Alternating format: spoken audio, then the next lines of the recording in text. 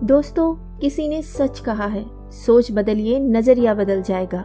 नजरिया बदला तो जिंदगी बदल जाएगी। मैं हूं आपकी दोस्त ज्योति। आपका स्वागत है मेरे चैनल एम्पावर द लाइफ में। आज की कहानी का शीर्षक है घमंड। एक राज्य के राजा ने अपनी बढ़ती उम्र को देखकर ये फैसला किया कि वे राजपाट से संन्यास ले लेगा, परंतु उसका कोई पुत्र नहीं था जिसे वे राज्य सौंपकर जिम्मेदारी से मुक्त होता। राजा की एक पुत्री थी जिसके विवाह की योजना भी राजा को बनानी थी। इसलिए उसने मंत्रियों को बुलवाया और कहा कि कल प्रातः जो भी व्यक्ति सबसे पहले इस नगर में प्रवेश करेगा उसे यहाँ का राजा नियुक्त किया जाएगा और मेरी पुत्री का विवाह भी उसी के साथ कर दिया जाएगा। फिर क्या था, अगले दिन राज्य के सैनिक फटेहाल कपड़े पहने एक युवक को ले आए और उसका राज्य अभिषेक किया गया। राजा अपनी पुत्री का विवाह उस युवक के साथ करके जिम्मेदारियों को सौंपकर स्वयं वन प्रस्थान कर गए। धीरे धीरे समय बीतता गया और उस युवक ने राज्य की बागडोर संभाल ली और एक अच्छे राजा की तरह राज्य की सेवा में लग गया।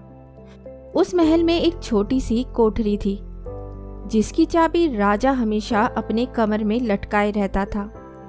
सप्ताह में एक बार वह उस कोठरी में जाता, आधा एक घंटा अंदर रहता और बाहर निकलकर बड़ा सा ताला उस कोठरी में लगा देता था और अपने अन्य कार्यों में लग जाता। इस तरह राजा के बार बार उस कमरे में जाने से सेनापति को अचंभा होता कि राज्य का सारा खजाना, सारे रत्न, मणि, हीरे, जवाहरात तो खजांची के पास है। सेना के शस्त्रागार की चाबी मेरे पास है और अन्य बहुमूल्य कागजातों की चाबी मंत्री के पास है। फिर इस छोटी सी कोठरी में ऐसा क्या है जो राजा यहाँ हर सप्ताह अंदर जाता है और थोड़ी देर बाद बाहर निकल आता है? सेनापति से रहा नहीं गया। उसने हिम्मत करके राजा से पूछा, राजन, यदि आप क्षमा करें तो यह बताइए कि उस कमरे में ऐसी कौन सी वस्तु है जिसकी सुरक्षा की आपको इतनी फिक्र है? राजा गुस्से से बोले, सेनापति, ये तुम्हारे पूछने का विषय नहीं है।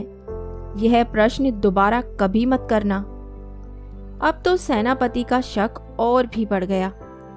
धीरे धीरे मंत्री और सभासदों ने भी राजा से पूछने का प्रयास किया, परंतु राजा ने किसी को भी उस कमरे का रहस्य नहीं बताया। बात महारानी तक पहुंच गई और स्त्री हट के आगे किसी की भी नहीं चलती। रानी ने खाना पीना त्याग दिया और उस कोठरी की सच्चाई जानने की जिद करने लगी। आखिरकार विवश होकर राजा सेनापति व अन्य सभासदों को लेकर कोठरी के पास गया और दरवाजा खोला। जब कमरे का दरवाजा खुला तो अंदर कुछ भी नहीं था सिवाय एक फटे हुए कपड़े के जो दीवार की खूंटी पर लटका था। मंत्री ने पूछा कि महाराज, यहाँ तो कुछ भी नहीं है। राजा ने उस फटे कपड़े को अपने हाथ में लेते हुए उदास स्वर में कहा कि यही तो है मेरा सब कुछ। जब भी मुझे थोड़ा सा भी अहंकार आता है तो मैं यहाँ आकर इन कपड़ों को देख लिया करता हूँ। मुझे याद आ जाता है कि जब मैं इस राज्य में आया था तो इस फटे कपड़े के अलावा मेरे पास कुछ भी नहीं था। तब मेरा मन शांत हो जाता है और मेरा घमंड समाप्त हो जाता है। तब मैं वापस बाहर आ जाता हूँ।